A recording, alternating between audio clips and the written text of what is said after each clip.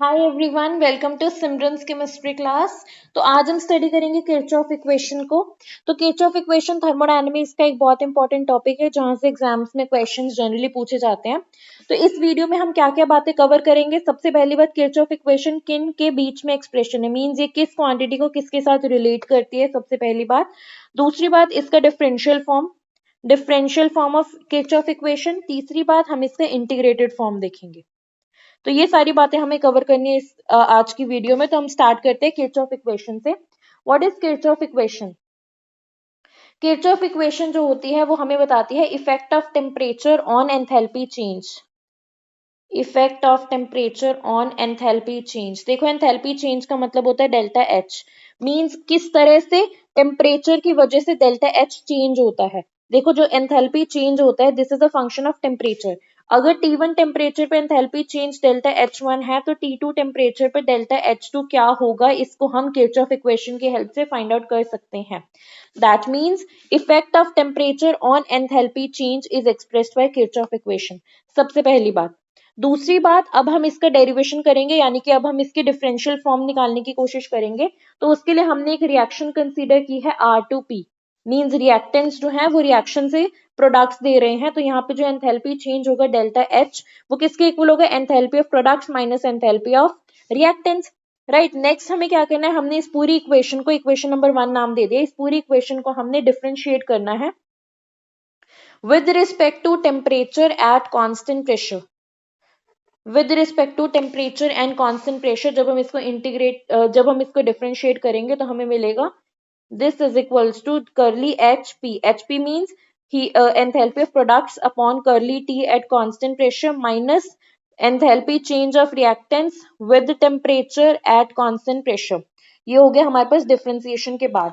अब ये left hand side तो एज इट इज रहेगी, जो राइट हैंड साइड है वो यहाँ पे जो क्वांटिटीज है, कौन सी quantities, delta H upon delta T at constant pressure, इसको हम बोलते हैं CP.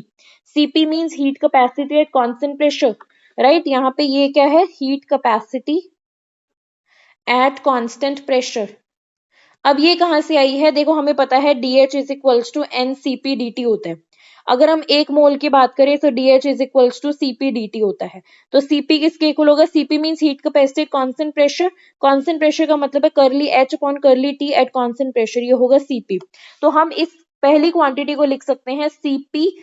CP means heat capacity at constant pressure for products minus heat capacity at constant pressure of reactants. This is equals to curly delta H upon curly T at constant pressure. This is what? This is heat capacity at constant pressure of products minus heat capacity at constant pressure for reactants. Right? और इन दोनों के जो difference है इसको हम लिख सकते हैं delta CP. Delta CP means change in heat capacity at constant pressure. Change का मतलब होता है रिएक्शन जो है वो रिएक्टेंट्स टू प्रोडक्ट्स जा रही है, तो चेंज इन हीट कैपेसिटी क्या होगा, eight constant pressure will be heat capacity of products minus heat capacity at constant pressure for reactants. This is delta CP।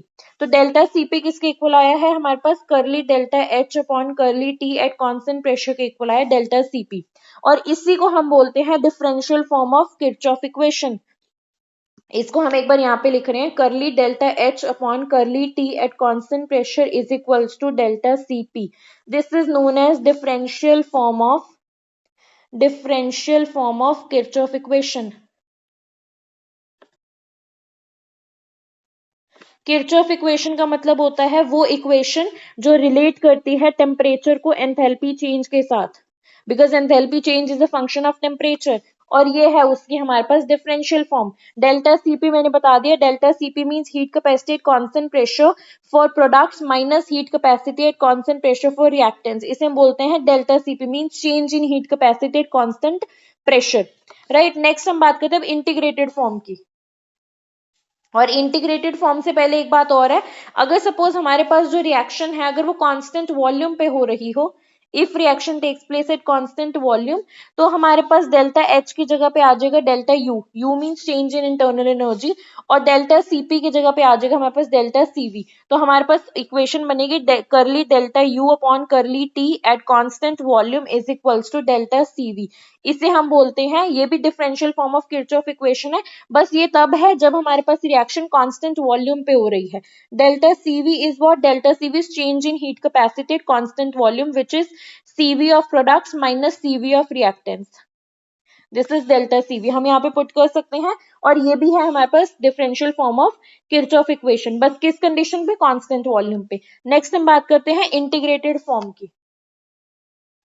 Next is integrated form of Kirchhoff equation. तो हमारे पास differential form क्या थी? Curly delta H upon curly T at constant pressure is equals to delta CP। अब हमें integrated form के लिए हमें सिर्फ वेरिएबल सेपरेट करने, करली डेल्टा H को हमने एक तरफ रख दिया, इसको D कर दिया, this is equals to delta CP dt। ये आया हमारे पास क्रॉस मल्टीप्लिकेशन से। उसके बाद इंटीग्रेटेड फॉर्म के लिए हमने दोनों साइड्स को इंटीग्रेट कर दिया। अब हमने क्या देखना है इंटीग्रेटेड के लिए कि अगर T1 टेम्परेचर पे एंथैल्पी चेंज डेल्टा H1 है तो T2 टेम्परेचर पे होगा डेल्टा H2, और डेल्टा H2 ही हम निकाल सकते हैं किरचॉफ इक्वेशन की हेल्प से।